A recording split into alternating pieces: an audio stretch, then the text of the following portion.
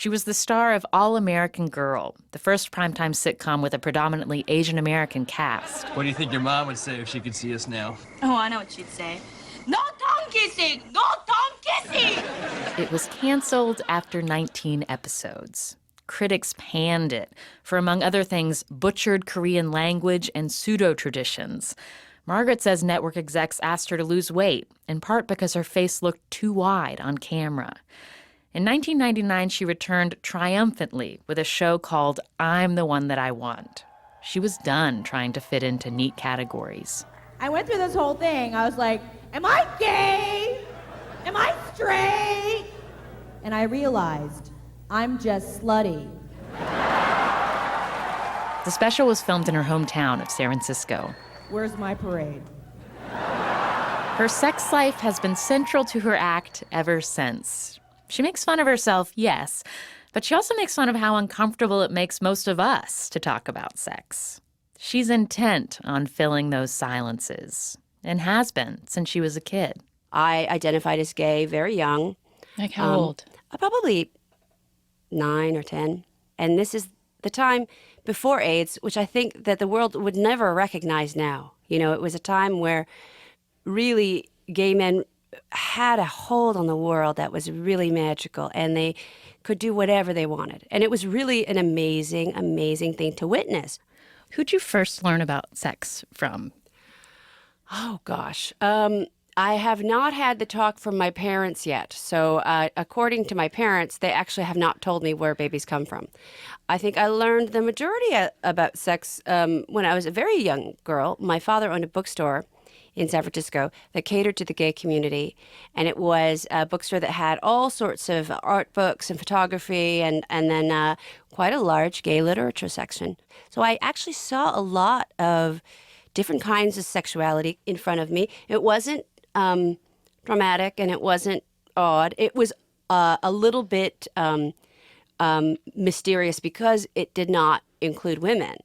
So I witnessed it and I thought, wow, you know, I was really kind of understanding the male body, understanding kind of from afar and kind of from around me. And so it sparked a natural curiosity, and it sparked a desire to more lean towards the female sex. Like I wanted to learn more about women. And so, you know, I really thought I'm queer, or we didn't have those terms then. You know, I'm different than other girls.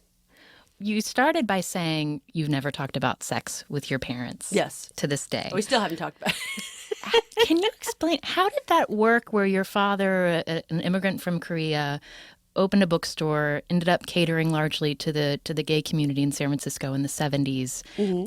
How does that occur alongside a silence around sex in your home? Because he was encouraging the gay men to talk to me about sex. He wanted them to explain everything about life. He wanted them to tell me what art was, tell me what music was, everything. Like he sort of thought, this is going to be like my finishing school. Because all he knew about really was to clean a fish. Like he really didn't know that much about culture, but he knew that these guys did. Because these guys were very cultured, they were white, they were young, they were beautiful, you know, all came from very diverse backgrounds. But I mean, it was a thing where my father understood that he only had so much to give me, but he knew other people who could give me more. Are you close? Yes. Yes. How often do you see each other? We see each other every couple of months. We talk a lot. We had this period where we were talking several times a day because he's trying to make me do a show in Korea in Korean. And so it's very hard to communicate comedy in Korean.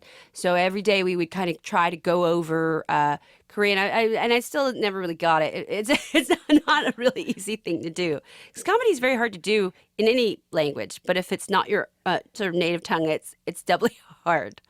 Do you go to Korea often? No, I haven't been there for a really long time. And that has to do with my own desire to just kind of like live my own life and kind of break away from my family for a bit. And it's a country that baffles me. The culture baffles me. It's a very weird culture because there's so many great things about it. And yet it's so still extremely sexist and racist and kind of kind of in both worlds at once. It's like very new and very old at the same time. Why do you think it's important to him that you do a show in Korea in Korean? I think he just wants me to bring what I have here over there. And also in Korea, the gay community is very, it's they struggle a lot. There's, a lot of like shame around it, and they have gay pride parades, but they're very small.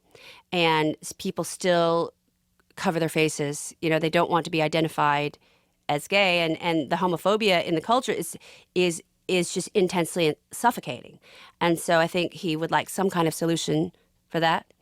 I know he goes over there often too. My mother and he go over there often. So they sort of are in their own ways kind of like a very, very small version of PFLAG, over there, which is really sweet. It is sweet. Yeah.